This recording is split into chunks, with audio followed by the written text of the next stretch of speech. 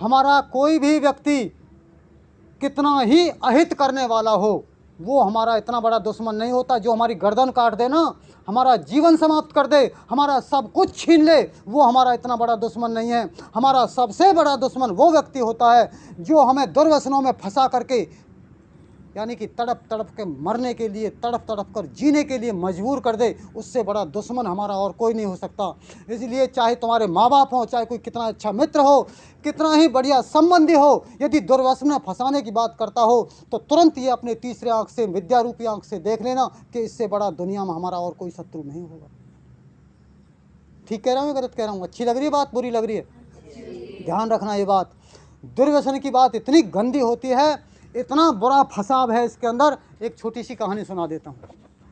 दो मित्र थे और किसी नहर के किनारे किनारे जा रहे थे।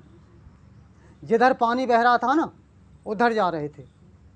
बहुत धीरे धीरे संतोष से, शांति से घूम रहे थे। घूमते घूमते एक मित्र ने देखा कि कोई काला काला कंबल बह के आ गया है। वो थोड़ा लोभी था।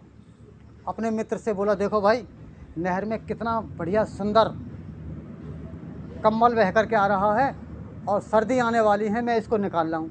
बोले, क्यों लोभ करते हो? छोटे से लोभ के ऊपर जीवन को खतरे में डालोगे, मर जाओ बेकार इसमें डूब करके। पता है नहर कितनी गहरी है? यहाँ हम कभी नहाए भी नहीं हैं, यहाँ की गहराई भी नहीं मालूम। बोले, तैरना आता है मुझे, तुम चिंता क्यों करते हो? नहीं माना। अपने कपड़े उतार कर उसको दे दिए दूसरे मित्र को। वो भी साथ साथ चलते रहे और वो कूद करके पानी में तैर करके कंबल के पास पहुँचे। और जैसे ही कंबल को हाथ लगाया, कंबल ने उसको हाथ लगा करके अपने काबू में कर लिया। अब कभी कंबल नीचे, कभी वो आदमी नीचे, कभी कंबल नीचे, कभी आदमी नीचे। काफ़ी दूर तक चले गए। रीछ था, रीछ। उसके बाल ऐसे होते हैं कंबल जैसे, और उसका ढंग ये होता है कि पानी में बहुत समय तक रुक जाता है और मगरमच्छ भी यदि उसे मिल जाए तो उसे फाड़ करके खा जाता है। मगरमच्छ, हाँ जी, भालू जो होता है, रीछ जो होता है। और पेड़ पर बताते हैं कि ये उल्टे चढ़ते हैं, ऊपर पिछले पैरों को ऊपर करके चढ़ते हैं, ऐसा इनके बारे में बताया जाता है। तो जब उसने पकड़ लिया, अब दोनों गट्ट पट्ट हो रहे थे ऊपर नीचे।